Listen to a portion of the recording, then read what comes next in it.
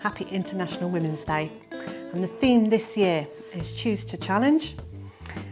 And part of that challenge is to celebrate women's achievements. And today I'm talking to Tanya from Lovely Greens, and we are going to celebrate each other's books. That's right. I can't believe it. There's so many amazing women that have released gardening books in the past few months.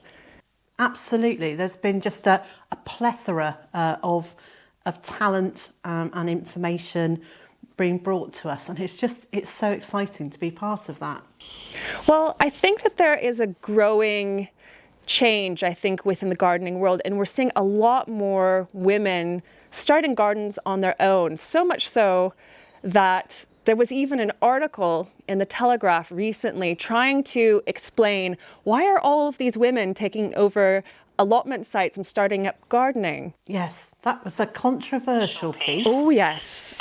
What did you think about it?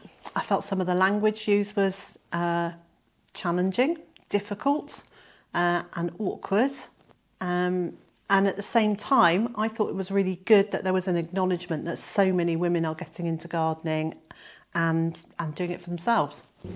Well, what I took from it is that you had a male writer, and I think that it is actually raising some eyebrows. Why are so many women taking over men's places out in the allotment? Why are we out there? And I had a good think about it, actually, over the past few years as this has been growing.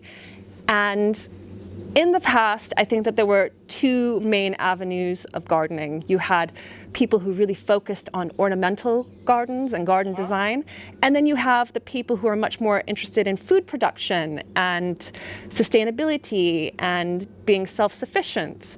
But there's a growing change that I think women are really taking up, in that we can now use gardening for wellness, for mental wellness, for our health, and also to help the environment.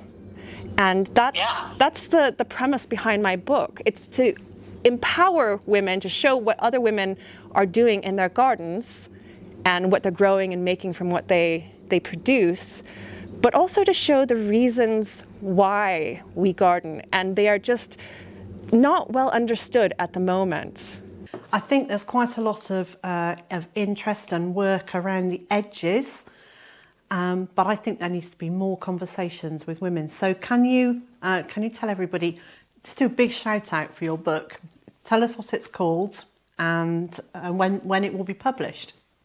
My book is called A Woman's Garden, Grow Beautiful Plants and Make Useful Things.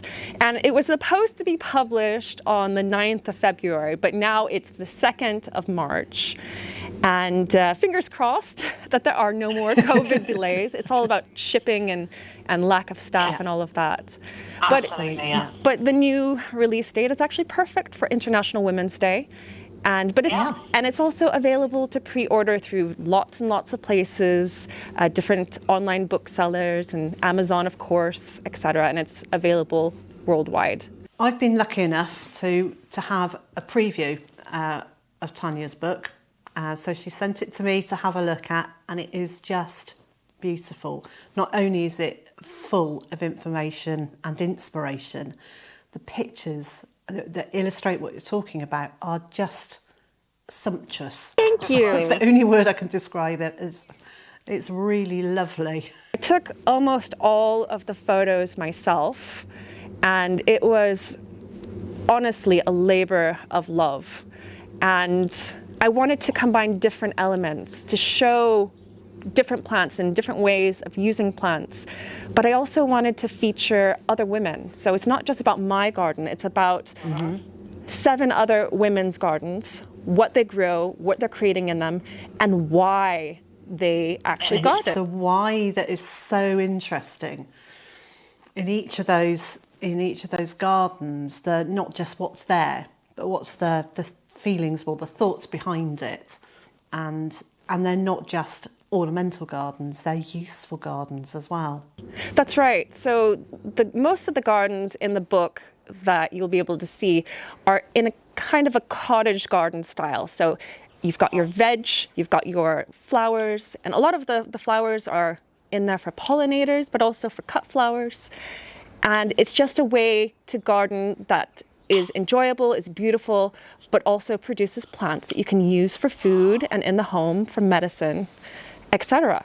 And detailed information as to how you can use those plants and ways to grow them in containers or in an open garden. So if you're limited for space, you can still keep growing.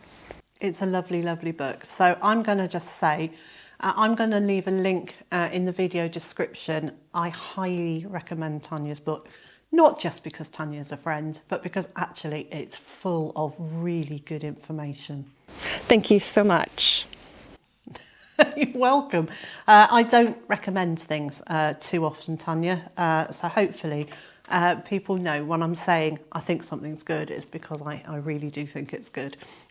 I feel the same way. I think as YouTubers, we're approached by a lot of brands, different companies and whatnot, and we kind of get to the point where we're like inundated with all of these offers, but you have to choose and pick because we want to recommend things for our viewers that are going to help them to garden.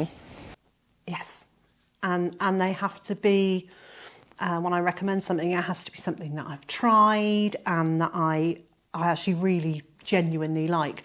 I'm really bad at lying. I go, my whole face goes bright red. People know if I'm lying. I kind of do this blushing thing. And so I'm terrible at lying. So I have to be able to look at the camera and say, I like this, because otherwise it's really obvious that I'm saying it because I need to or because I ought to. So I actually genuinely only recommend things that I think are good value or good information. Thank you. It's a terrible thing, actually, Tanya. It would be great to be able to lie. So have you got anything planned actually for March the 8th, for International Women's Day? Well, I'll be releasing my part of the video on International Women's Day, but I'm going to be doing something that involves all the women in my book as well. So it's fabulous. Yeah, so I deliberately chose to feature other female gardeners who are unpublished but are doing incredible things in their garden. So it's my hope that with my book I can give them also a platform to have more of a voice. That's a really nice thing to do. Thank you for doing that. And thank you for having me on your YouTube channel as well. You're very, very welcome. Very welcome. So Tanya and I have now agreed that we're going to carry on this conversation as a celebration. But if you want to see the other half of this conversation, you need to head on over to Tanya's channel, Lovely Greens, and I'll leave a link on the screen here and in the information below. And then you can see us chat a little bit more about International Women's Day, the role of women in gardening, and about my book. All right, so come over to Lovely Greens and you'll be able to see that video right now as well.